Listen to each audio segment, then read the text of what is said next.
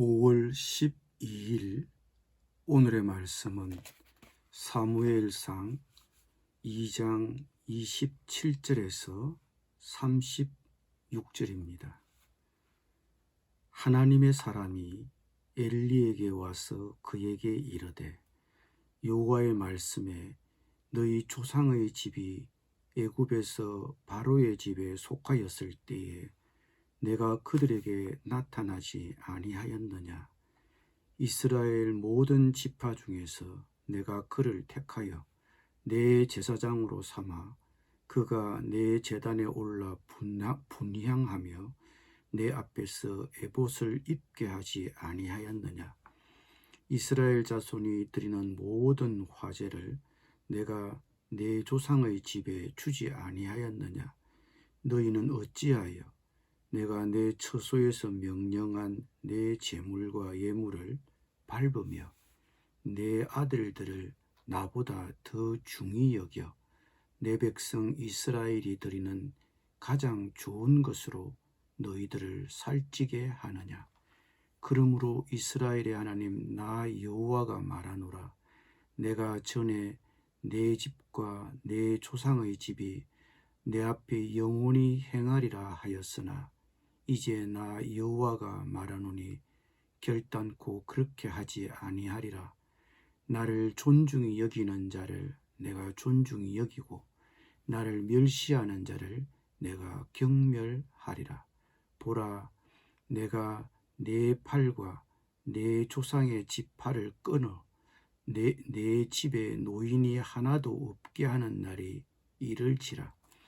이스라엘에게 모든 복을 내리는 중에 너는 내 처소에 환난을 볼 것이요 내 집에 영원토록 노인이 없을 것이며 내 제단에서 내가 끊어버리지 아니할 내 사람이 내 눈을 세잔하게 하고 내 마음을 슬프게 할 것이요 내 집에서 출산되는 모든 자가 젊어서 죽으리라. 내 두 아들 홈리와 비느하스가 한날에 죽으리니 그 둘이 당할 그 일이 내게 표징이 되리라. 내가 나를 위하여 충실한 제사장을 일으키리니 그 사람은 내 마음 내 뜻대로 행할 것이라. 내가 그를 위하여 견고한 집을 세우리니 그가 나의 기름 부음을 받은 자 앞에서 영구히 행하리라.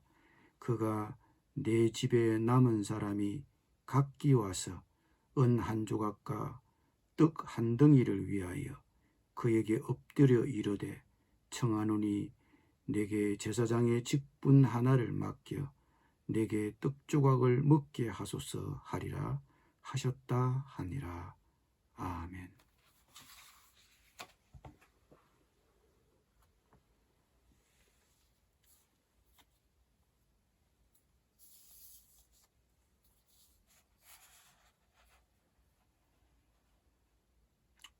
오늘 본문에서 하나님은 자식을 제대로 훈육하지 못한 제사장 엘리에게 준엄하게 책임을 묻고 있습니다.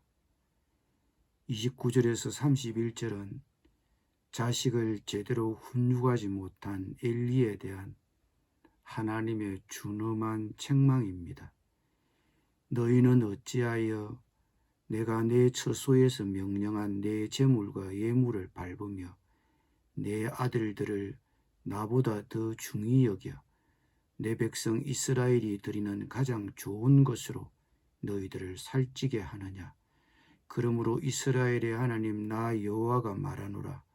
내가 전에 내 집과 내 조상의 집이 내 앞에 영원히 행하리라 하였으나 이제 나 여호와가 말하노니 결단코 그렇게 하지 아니하리라. 나를 존중히 여기는 자를 내가 존중히 여기고 나를 멸시하는 자를 내가 경멸하리라. 보라, 내가 내 팔과 내 조상의 지팔을 끊어 내 집에 노인이 하나도 없게 하는 날이 이를지라. 아주 대가 끊어질 것이라는 것입니다. 원래 제사장직은 가문 대대로 이어지는 항존직이었습니다. 그러나 제사장직에서 엘리 가문을 파직시키고 엘리 가문을 대신할 새로운 제사장 가문을 일으킬 것이라고 예언하셨습니다.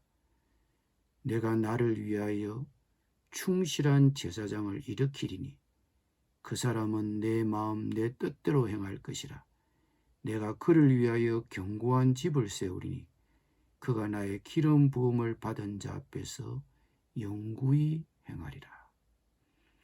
한 가문의 몰락이 아들들의 비행을 보고도 제대로 된 제재를 하지 못한 부모에게 그 책임이 있다는 것을 오늘 본문은 우리에게 교훈하고 있습니다. 왜 제사장 엘리는 자녀 교육에 실패했을까요? 하나님은 그 이유를 29절에서 이렇게 진단하셨습니다. 너희는 어찌하여 내가 내 처소에서 명령한 내 제물과 예물을 밟으며 내 아들들을 나보다 더 중히 여겨 내 백성 이스라엘이 드리는 가장 좋은 것으로 너희들을 살찌게 하느냐. 자식을 하나님보다 더 중히 여겼기 때문에 엘리가 자녀 교육에 실패한 것입니다. 물론 우리는 모두 다 정답을 압니다. 하나님을 자식보다도 중히 여겨야 한다는 것을 우리는 알고 있습니다. 그런데 정답대로 잘 되지 않습니다. 자녀들이 잘못하는 것을 알면서도 그 자녀들이 너무 불쌍한 나머지 통제를 하지 못합니다. 그러다가 시기를 놓쳐버립니다. 하나님이 그 책임을 부모에게 묻고 있습니다. 3장 12절에서 14절을 봅시다. 내가 엘리의 집에 대하여 말한 것을 처음부터 끝까지 그날에 그에게 다 이루리라. 내가 그의 집을 영원토록 심판하겠다고 그에게 말한 것은 그가 아는 죄악 때문이니 이는 그가 자기의 아들들이 저주를 자청하되 금하지 아니하였음이니라. 그러므로 내가 엘리의 집에 대하여 맹세하기를 엘리 집의 죄악은 제물로나 예물로나 영원히 속죄함을 받지 못하리라 하였노라 하셨더라. 아들들의 죄악과 그 죄악을 알면서도 방지하지 못한 책임을 아버지에게 묻겠다는 것입니다. 그 자식들이 저주받을 일을 하는 줄 알면서도 자식들을 엄중히 다스리지 못했다는 것입니다. 엘리는 탁월한 제사장으로서 공적으로 인정받고 존경받는 인물이었습니다. 그러나 집안에서는 형편없는 아버지였습니다. 그에게는 부모로서 효과적인 훈육을 하는 데 필요한 두 가지 중요한 자질이 없었습니다.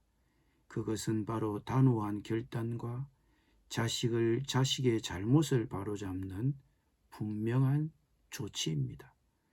그런데 엘리는 자식이 문제를 일으켰을 때 그 문제를 해결하려고 하기보다는 그 문제에 감정적으로만 대응했습니다. 그리고 그 반응조차도 약했습니다. 그냥 너희들 때문에 괴롭다, 속상하다는 정도였습니다. 하나님께서 그의 아들들의 잘못을 지적하셨지만 엘리는 그것을 바로잡기 위해서 거의 아무것도 하지 않았습니다. 엘리는 단지 경고로만 그쳤습니다. 사랑과 훈육은 말뿐만 아니라 행동으로도 해야 합니다. 자식들의 문제에 그저 감정적으로만 반응하는 것으로 충분하지 않습니다. 행동이 필요합니다. 단호한 조처를 취해야 합니다. 바로 잡아야 합니다. 그런데 엘리는 그것을 하지 못했습니다. 그는 자식을 훈육하는 데 실패한 것입니다. 우리 모두는 자식을 반듯하게 키울 책임이 있습니다. 부모에게 있습니다. 그런데 자식이 머리가 굵으면 부모의 말을 잘 듣지 않습니다. 잔소리를 하면 대개 아버지 제가 잘 압니다. 그만하십시오. 그래 버립니다. 3살적 버릇이 8까지 간다고 합니다. 우리가 사는데 바빠서 자녀의 어린 시절을 놓치고 후회하는 경우가 많습니다. 그런데 자식들이 커버리면 너무 늦습니다. 어릴 때부터 성경적인 가치관을 바로 심어주어야 합니다. 늙은 부모가 자식을 보고 우는 것은 그 자녀가 성공하지 못해서가 아니라 사람 노릇을 못할 때 그런 것입니다. 성공보다 중요한 것은 인품이고 신앙입니다. 우리가 이 점을 잊어서는 안 될 것입니다. 엘리는 아들들의 잘못을 보았을 때 엄하게 훈육해야 했습니다. 그는 2 자녀의 아버지이기도 했지만 2 자녀는 자신이 감독해야 하는 제사장이기도 했습니다. 그는 자식도 제대로 훈육하지 못했고 감독도 소홀했습니다. 결과적으로 하나님은 불가피하게 징계를 결정하셨습니다. 엘리는 아들들이 계속 악한 일을 해도 그냥 내버려 두었습니다. 하나님보다 그들을 더 귀하게 여긴 것입니다. 그런데 그것이 죄입니다. 나의 생활에서, 가정이나 직장에서 잘못된 것인 줄 알면서도 그대로 내버려 두고 있는 것이 있습니까? 만일 그렇다면 잘못된 행동을 하는 사람도 잘못이지만 그것을 내버려 두고 보고 있는 우리 또한 죄짓고 있는 것입니다. 엘리처럼 하나님이 직접 개입하실 때까지 기다리지 말고 내가 먼저 단호한 조치를 취해야 합니다. 하나님이 개입하실 때는 너무 늦습니다. 기도드리겠습니다. 주님, 너무 늦기 전에 하나님이 문제에 직접 개입하시기 전에 제 자녀를 제대로 훈육하게 하여 주옵소서. 잘못된 것인 줄 알면서도 방관하지 말고 내가 먼저 직접적인 조치를 취하게 하여 주옵소서. 예수님의 이름으로 기도드립니다. 아멘.